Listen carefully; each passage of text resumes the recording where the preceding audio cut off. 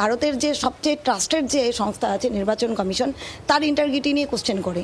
তারপরে তিনি কেন্দ্রীয় বাহিনীর ইন্টারগ্রিটি নিয়ে কোশ্চেন করতে করতে ফট করে উনি আরেক লাইনে এগিয়ে গিয়ে বলে যে বাংলাদেশ মানে আমাদের প্রতিবেশী রাষ্ট্র, যে ওখানে যে রাজনৈতিক হত্যাকাণ্ড হয়েছিল জামাতি গোষ্ঠীর লিডার হাদি, তার মৃত্যুটা রাজনৈতিক হত্যাকাণ্ড নয়। মমতা বন্দ্যোপাধ্যায়ের বিরুদ্ধে ফের থানায় লিখিত অভিযোগ দায়ের হয়েছে বলে খবর পাওয়া যাচ্ছে। তার বিরুদ্ধে দেশবিরোধী উস্কানিমূলক মন্তব্যের অভিযোগ শিলিগুড়ি ক্রাইম থানায় লিখিত অভিযোগ দায়ের করেছেন আইনজীবী রিঙ্কি চট্টোপাধ্যায়।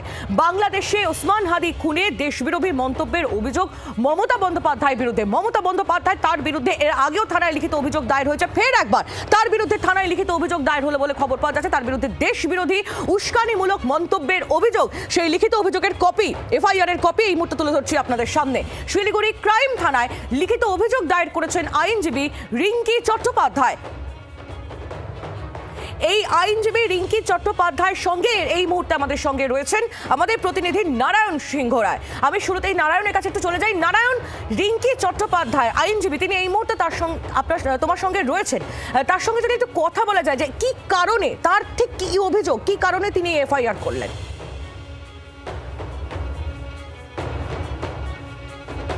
একেবারে দেখো, আমি রিঙ্কি চট্টোপাধ্যায় সিংয়ের বাড়িতেই রয়েছে, অ্যাডভোকেট রিঙ্কিদির বাড়িতে। তার বক্তব্য অনুযায়ী বলে রাখি প্রথমেই যে গত মাসের 25 তারিখে আমরা দেখেছি উনি রাজ্যের প্রাক্তন মুখ্যমন্ত্রী মমতা বন্দ্যোপাধ্যায়ের বিরুদ্ধে শিলিগুড়ি সাইবার থানাতে এফআইআর দায়ের করেছিলেন। তখন অভিযোগ করেছিলেন মমতা বন্দ্যোপাধ্যায়ের বিরুদ্ধে যে তিনি হিন্দুত্ব এবং হিন্দুবাদীর উপরে বেশ কিছু বেফাস মন্তব্য অর্থাৎ কটূক্তি করেছিলেন। তার বিরুদ্ধেই তিনি সজাগ হয়ে শিলিগুড়ি সাইবার থানায় এফআইআর দায়ের করেছিলেন।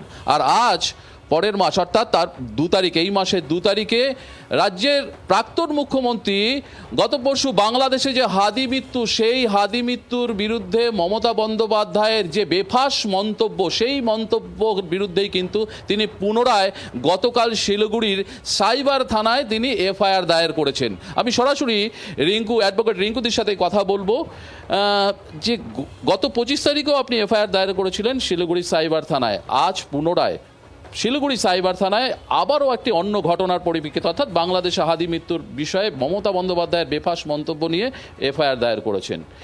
কেন বারবার কেন আপনাকে এফআইআর দায়ের করতে হচ্ছে বলুন তো? দেখুন, এটা মজার ব্যাপার হচ্ছে, দুঃখেরও বিষয় যে সেই এফআইআরকারী আমি, আর যার বিরুদ্ধে করেছিলাম তিনি আবার। এবার এটা দুঃখের বিষয় এই কারণে যে বারবার তিনি এমন বেফাস মন্তব্য করে যে আমার কাছে আর উপায় থাকে না। তো সেটাই বলছি যে 2 তারিখে রানী রাসবিহারী অ্যাভিনিউতে, রানী রাসবিহারী সরণিতে আমাদের ফরমার চিফ মিনিস্টার একটি প্রতিবাদ মঞ্চে মানে ওয়াই চ্যানেলে বক্তৃতা রাখতে রাখতে হঠাৎ করে উনি বলে বসেন ভারতের যে সবচেয়ে ট্রাস্টেড যে সংস্থা আছে নির্বাচন কমিশন, তার ইন্টারগ্রিটি নিয়ে কোশ্চেন করে। তারপরে তিনি কেন্দ্রীয় বাহিনীর ইন্টারগ্রিটি নিয়ে কোশ্চেন করতে করতে ফট করে উনি আরেক লাইনে এগিয়ে গিয়ে বলে যে বাংলাদেশ মানে আমাদের প্রতিবেশী রাষ্ট্র, যে ওখানে যে রাজনৈতিক হত্যাকাণ্ড হয়েছিল জামাতি গোষ্ঠীর লিডার হাদি, তার মৃত্যুটা রাজনৈতিক হত্যাকাণ্ড নয়, তার মৃত্যুটা আমাদের দেশের স্বরাষ্ট্র মন্ত্রকের নির্দেশে সংগঠিতভাবে হয়েছিল।